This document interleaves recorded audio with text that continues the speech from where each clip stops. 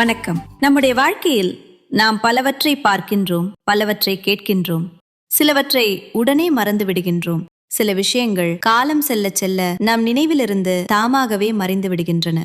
இன்னும் சில விஷயங்கள் நம் உள்ளத்தில் ஆழமாக பதிந்து ஒரு உன்னதமான மாற்றத்தை ஏற்படுத்தி விடுகின்றன. அவ்வாறு பல்லாயிரக்கணக்கான மக்களின் வாழ்க்கையில் அன்பையும் அமைதியையும் ஆனந்தத்தையும் பொழிய வைத்த அற்புதமான செய்தியை சிறு கதைகள் மூலம் சொல்வதில் பெரு மகிழ்ச்சி அடைகின்றோம். திருவோரத்தில் ஒரு குடிசை. அந்த குடிசையில் ஒரு ஏழை வருவோர் போவோரிடம் பிச்சை எடுக்கின்றான். ஆனால் அவனது குடிசையின் கீழே ஒரு தங்கப் புதையலே உள்ளது. இதை அறியாமல் அவன் பிச்சை எடுக்கின்றான். அவனிடம் அந்த குடிசையின் கீழே தங்கப் புதையல் உள்ளதை சொல்லலாமா வேண்டாமா? யார் அந்த ஏழை? எது அந்த தங்கப் புதையல்? வாருங்கள் உள்ளே சென்று பார்க்கலாம். முதல்ல சில அடிப்படை விஷயங்களை பார்ப்போம். ஒரு குழந்தை அழுகின்றது. அந்த குழந்தையின் தேவைகளான பசி தாகம் தீரும் பொழுது அந்த குழந்தை சிரிக்கின்றது, மகிழ்ச்சி அடைகின்றது, தன் ஆனந்தத்தை வெளிக்காட்டுகின்றது. அந்த ஆனந்தமான நிலைதான் அந்த குழந்தைக்கு மிக முக்கியமானதாக விளங்குகின்றது. குழந்தை வளர வளர அதன் மேல் உலகத்தின் பொறுப்புகள் மெதுவாக மெதுவாக சுமத்தப்படுகின்றன. இப்பொழுது படிக்க வேண்டும், வேலை தேட வேண்டும், திருமணம் செய்ய வேண்டும் என்று ஒன்றன் பின் ஒன்றாக கூறப்படுகின்றது.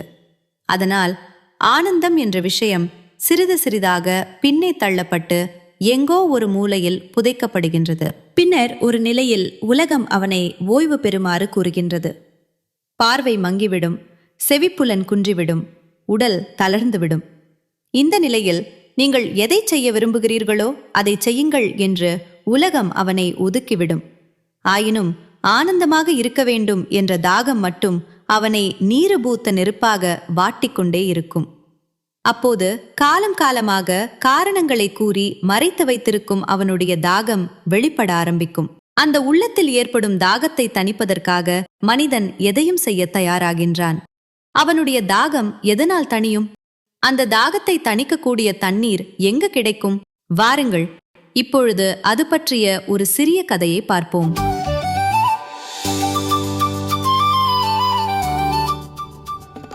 ஒரு இளைஞன் கடவுளிடம் மிகவும் கடுமையாக பிரார்த்திக்கின்றான். கடவுளும் தோன்றி உனக்கு என்ன வரம் வேண்டும் என்று கேட்க, அவனும் தனக்கு நல்ல வேலை வேண்டும் என கேட்கின்றான். நல்ல வேலையும் அவனுக்கு கிடைக்கிறது. சில வருடங்கள் கழிந்த பின்னர் அவன் மீண்டும் பிரார்த்தனை செய்கின்றான். கடவுள் அவன் முன் தோன்றி உனக்கு என்ன வரம் வேண்டும் என்று கேட்க, அவனோ தனக்கு நல்ல மனைவி அமைய வேண்டும் என்று கேட்கின்றான். அதுவும் அவனுக்கு அமைகிறது. அவ்வாறு அவன் வீடு, குழந்தைகள், வேலையில் பதவி உயர்வு என காலத்திற்கு காலம் கேட்கின்றான்.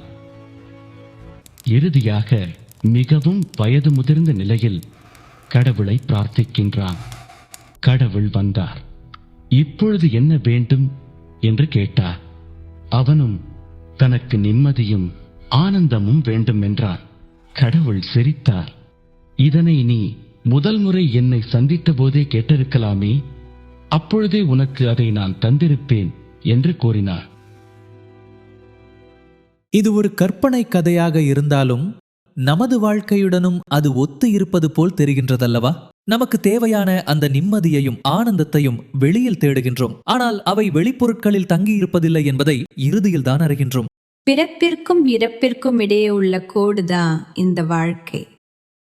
இந்த வாழ்க்கையில் தேவைகள் உள்ளன. தாகம் எடுக்கும்போது தண்ணீர் தேவை, பசி எடுக்கும்போது உணவு தேவை, களைப்பு ஏற்படும் போது ஓய்வு தேவை. எவ்வாறு உடலின் தேவையை உணர்ந்து பூர்த்தி செய்கிறோமோ அவ்வாறு உள்ளத்தின் தாகத்தை அறிந்து பூர்த்தி செய்வது அவசியமாகும். இந்த உலகப் பொருட்களினால் உள்ளத்தின் தாகம் தணிவதில்லை. வாருங்கள் அது பற்றிய ஒரு சிறிய கதையை பார்ப்போம்.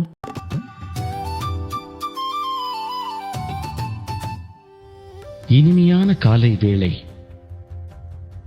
அந்த புறத்தின் மாடியிலே மகாராணி தனது கூந்தலை உலர்த்திக் கொண்டிருந்தாள். அப்பொழுது அங்கு வந்த ஒரு காகம் அவளது சங்கிலியை எடுத்துக்கொண்டு பறந்து சென்று விட்டது. எங்கு தேடியும் அதனை காணவில்லை. மகாராணியோ அந்த சங்கிலிதான் வேண்டும் என்று அடம் பிடிக்க, அரசனும் சங்கிலியை கண்டுபிடித்துக் கொடுப்பவர்களுக்கு பாதி ராஜ்யம் என அறிவித்து விட்டார். அப்பொழுது தெருவோரம் ரோந்து சென்ற படையினரின் கண்களில் அந்த சங்கிலி தென்பட்டது. அதனை ஒரு அழுக்கடைந்த சகதியில் அவர்கள் கண்டார்கள். பாதி ராஜ்யம் கிடைக்கும் என்பதால் உடனே அவர்கள் அந்த சகதியில் இறங்கி தேட ஆரம்பித்தார்கள்.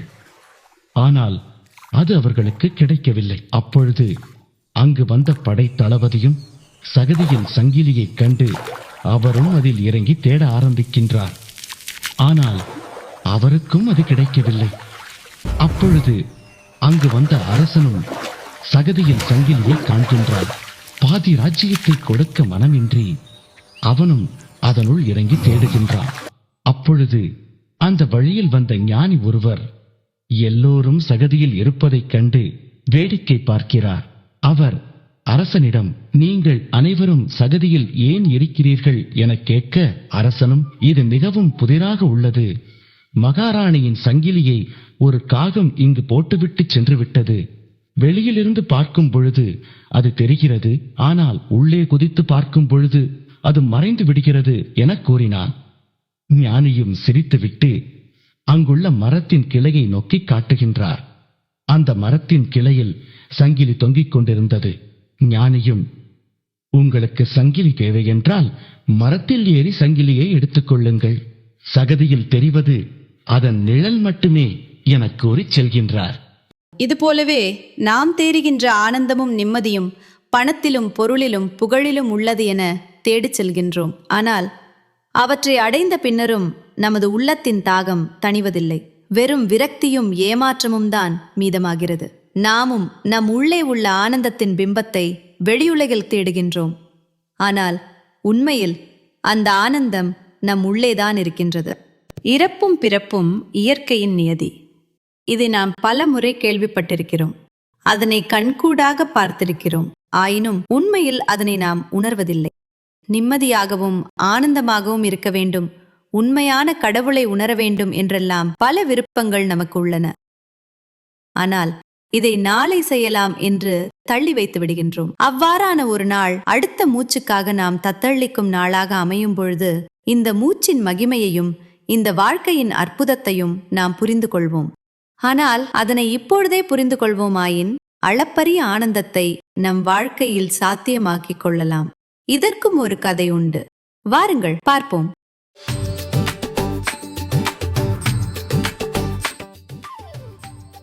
ஒரு வியாபாரி இருந்தான்.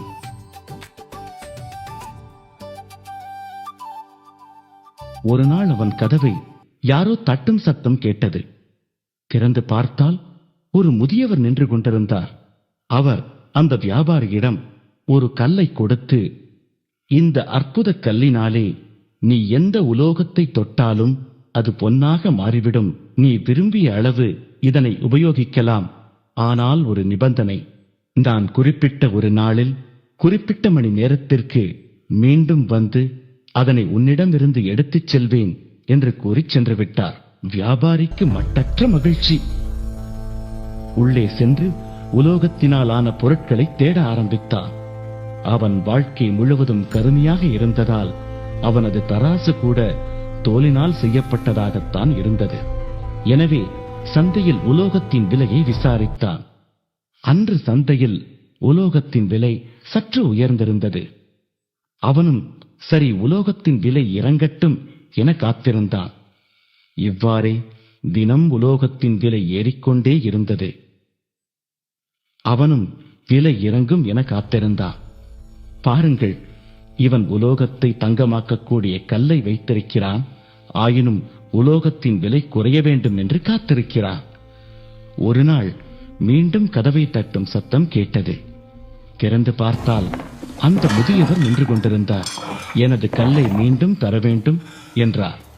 வியாபாரியும் அங்கும் இங்கும் ஓடி உலோகத்தினால் ஆன பொருட்கள் ஏதாவது இருக்குமா என தேடினார். ஆனால் அந்த முதியவரோ, இல்லை, இப்பொழுதே அதனை தர வேண்டும் என அந்த கல்லை வாங்கி சென்று விட்டார். நமக்கும் உயிர் வாழ்க்கை எனும் அற்புதமான பொக்கிஷம் தரப்பட்டுள்ளது. நம் வாழ்வை ஆனந்தத்தால் நிரப்பக்கூடிய சாத்தியம் உள்ளது. ஆனால் இதை நாம் உபயோகிக்கவில்லை என்றால் அந்த வியாபாரி போல் அருமையான சந்தர்ப்பம் நம் கைகளை விட்டு நழுவிச் சென்றுவிடும். இப்பொழுது எது நம்மை தேட வைக்கின்றது? அதுதான் தாகம். எப்படி தாகம் நம்மை தண்ணீர் வரை கொண்டு செல்கின்றதோ, பசி நம்மை உணவு வரை எடுத்துச் செல்கின்றதோ, அதுபோல் நம் உள்ளத்தில் இருக்கும் தாகம் ஆனந்தத்தையும் நிம்மதியையும் நோக்கி எடுத்துச் செல்கின்றது. இந்த உலகத்தில் எத்தனையோ பேர் எத்தனையோ விஷயங்கள் பற்றி கூறுகின்றனர். இதில் எது நமக்கு பரமானந்தத்தையும் நிம்மதியையும் தரும் என்பதற்கு ஒரு உதாரணத்தை இப்பொழுது பார்க்கலாம். ஒரு மேடையில் 3 பேர் இருக்கிறார்கள். அதில் ஒருவர் உருளைக்கிழங்கு வறுவலை நமக்கு இலவசமாக தருகிறார். மற்றொருவர் தண்ணீரை தருகிறார். மற்றொருவர் மெழுகுவர்த்தியையும் நெருப்பு பெட்டியையும் தருகிறார். இப்பொழுது நீங்கள் இருட்டான அறைக்கு செல்ல வேண்டுமென்றால் யாரிடம் செல்வீர்கள்? உருளைக்கிழங்கு வறுவல் வைத்திருப்பவரிடமா? தண்ணீர் வைத்திருப்பவரிடமா? மெழுகுவர்த்தியும் தீப்பெட்டியும் வைத்திருப்பவரிடமா? நான் கண்டிப்பாக மெழுகுவர்த்தியும் தீப்பெட்டியும் வைத்திருப்பவரிடம்தான் செல்வேன். இது எளிமையானது இல்லையா? அதுபோலவே நமக்கு தாகம் எடுத்தால் நாம் யாரிடம் செல்ல வேண்டும்? தண்ணீர் வைத்திருப்பவனிடம்தான் நாம் செல்ல வேண்டும். இதுவும் எளிமையானது, புரியும்படியாக உள்ளது. இதில் ஏதேனும் சந்தேகம் உண்டா? பல பேர் பல விஷயங்களை கற்றுத்தருகிறார்கள். சில ஆசிரியர்கள் பியானோ வாசிக்க கற்றுத்தருகிறார்கள். சிலர் நடனமாட கற்றுத்தருகிறார்கள். சிலர் கத்திச்சண்டை கற்றுத்தருகிறார்கள். நீங்கள் நடனமாட பழக வேண்டுமென்றால் நடன ஆசிரியரிடம்தான் செல்ல வேண்டும்.